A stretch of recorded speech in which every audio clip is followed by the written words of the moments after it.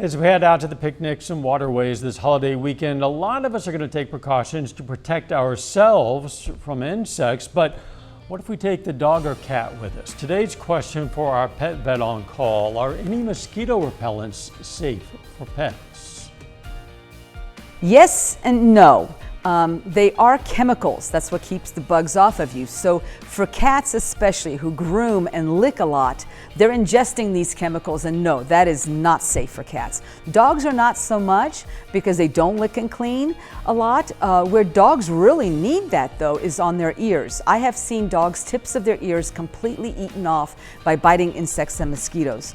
So they actually have gel repellents for that purpose, or you can do that yourself by globbing some Vaseline on their ears and then spritzing that with some Deep Woods Off to help them. You do need to do that often, but it will help them from getting chewed up by those darn bugs.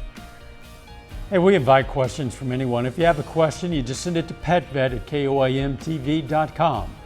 Dr. Eva Dudek from the Parsons Pet Hospital answers a different question or brings us a fun fact every Wednesday right here on KOIM News at 5. You can also find answers to previous questions on our website. All right, let's check out our picks of the litter for the week. From the Joplin Humane Society, we have this male husky puppy. His name is Drake. And from the Southeast Kansas Humane Society, we have Pillow. The shelter says he's a 3-year-old short-haired cat male who loves affection and is very vocal.